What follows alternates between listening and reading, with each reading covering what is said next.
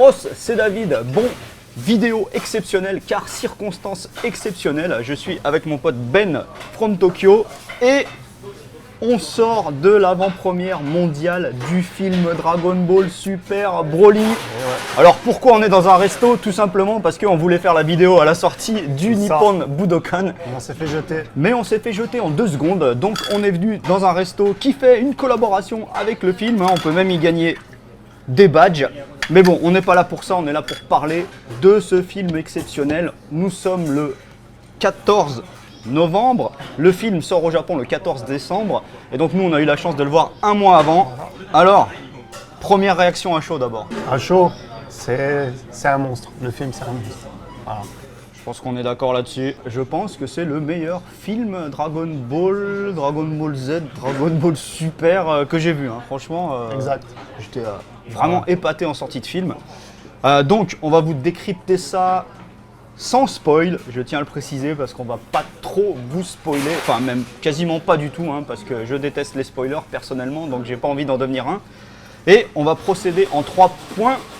Point numéro 1, scénario. Alors le scénario, moi ce qui m'a fait délirer, c'est que c'est un peu un exploit parce que c'est une sorte de mélange entre une suite, un reboot, et il y a même des bouts de préquel.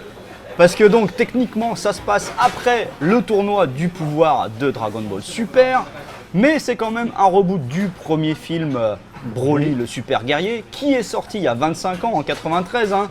C'est peut-être pour ça d'ailleurs qu'ils ont choisi ce thème pour le nouveau film. Et c'est aussi un peu préquel parce qu'on apprend plein de choses sur l'origine des Saiyans. On en apprend un peu plus et on voit un peu plus la planète aussi. Planète Vegeta. Planète Vegeta. Moi, ce qui m'a marqué un peu, c'est qu'on voit bien les parents de Son Goku et sa mère notamment. Ça, c'est un des rares trucs que je vous spoil parce qu'on les voit dans le trailer de toute façon.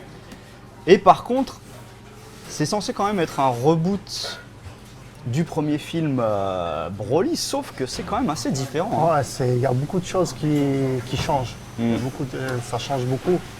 Moi, niveau scénar, ce qui m'a pas mal surpris, c'est que c'est à la fois une sorte de reboot du premier film Broly le super guerrier, mais finalement avec pas mal de petites différences, en particulier sur Broly et son père Paragus, et aussi sur Goku, c'est-à-dire la façon en fait dont ils échappent à la destruction de la planète Vegeta par Freezer. Alors je peux pas vous raconter les détails pour pas vous spoiler, mais c'est quand même très différent, hein, parce que à l'origine, dans le premier film Broly, hein, on avait donc Goku et Broly qui naissent le même jour, qui sont là l'un à côté de l'autre, et avec Goku qui arrête pas de chialer et qui du coup rend complètement fou Broly. Et c'est une des raisons d'ailleurs de pourquoi il pète les plombs en permanence. Et bah là, pas du tout. Après, c'est vrai que si on prend les 3 films sur Broly, c'est vrai que c'est tout différent. Mais d'ailleurs, il y a même un 4e OAV que je ne donnerai pas le nom, mais ça change pas mal aussi. Ouais, en fait, scénaristiquement, ça ne tient pas du tout compte des 3 films précédents dans lesquels Broly est apparu, et ça ne tient pas du tout compte d'un OAV que je ne peux pas vous citer parce que sinon ça va vous spoiler et vous allez comprendre de quoi je parle. Mais c'est très surprenant, hein, quand vous verrez le film, vous comprendrez tout de suite. Hein.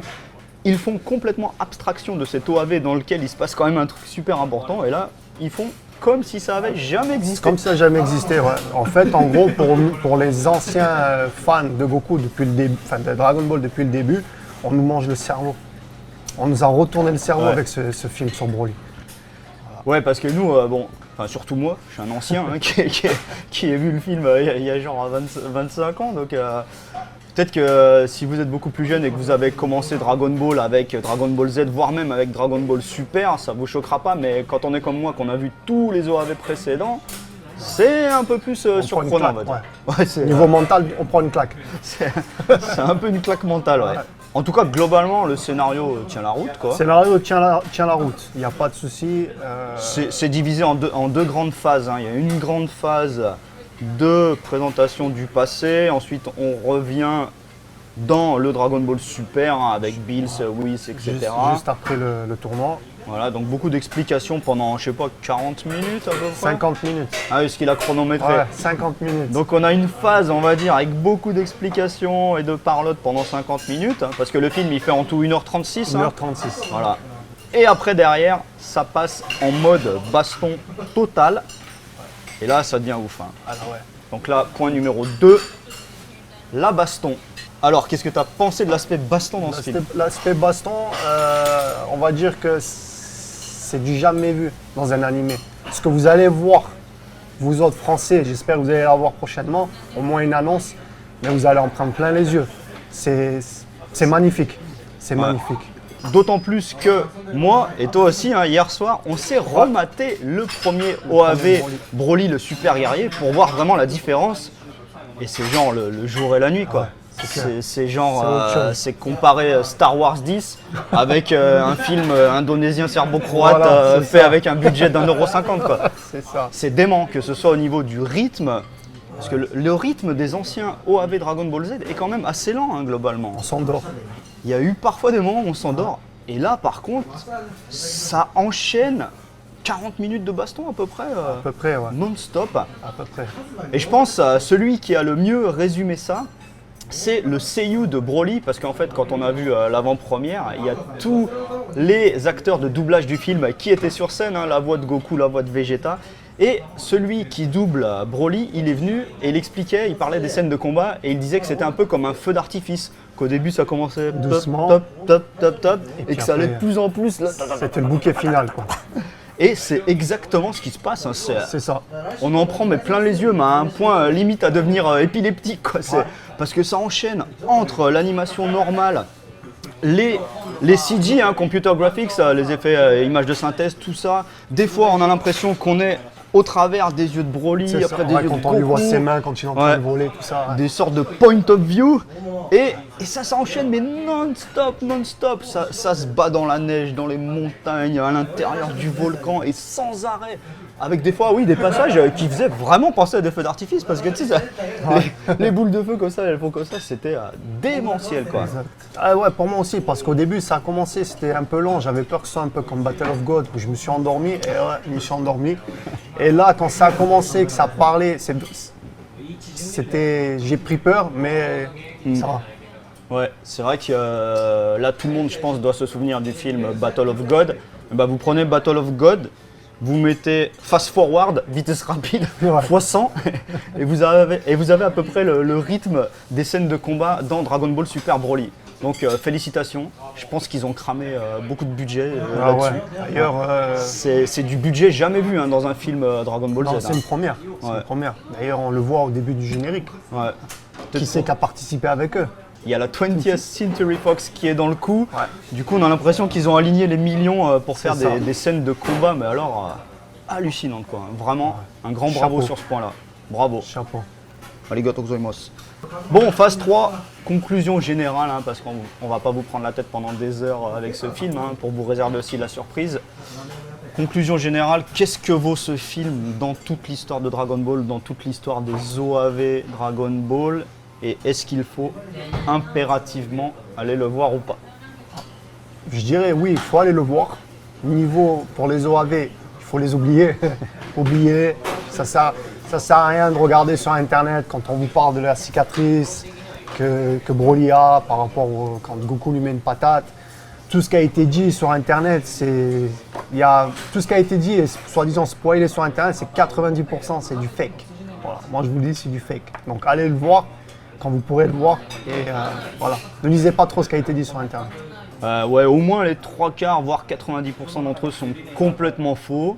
Alors certaines idées sont justes, hein, on va pas vous dire lesquelles évidemment, mais moi personnellement à votre place, essayez d'en lire le moins possible, hein, gardez votre cerveau vierge pour apprécier ce film de ouf totalement. Parce que moi j'ai aimé vraiment les deux aspects, hein, l'aspect un peu historique entre guillemets, le fait d'en apprendre beaucoup plus sur l'origine des Saiyans. Et l'aspect baston était hallucinant en matière de transformation des persos, mais alors on a la ça totale, arrête hein. pas, C'est ça un arrête pas. festival, hein. Du Saiyajin de base, du Super Guerrier, du Super Saiyan God, du Super Saiyan Blue, Vraiment, c'est un festival non-stop. Broly, c'est un fou furieux, hein, ça a toujours été un fou furieux dans les OAV précédents. Là, il l'est toujours. Toujours foufou. On va dire au début, il est un peu plus calme et gentillet hein, dans celui-là quand même. C'est vrai, au début, il fait peine même. Ouais, il fait un peu peine le pauvre parce que finalement, c'est ça la conclusion de ce film, c'est que c'est pas un mauvais bougre, Broly. C'est pas un mauvais bougre. Faut pas y en vouloir. C'est un petit gars qui a eu une enfance malheureuse comme beaucoup de Saiyans. Et qui est devenu malheureusement un tueur en série. Hein. Encore que là, ça va. Dans ce film-là, il massacre pas trop de gens comme il le fait, par exemple, dans le premier OAV.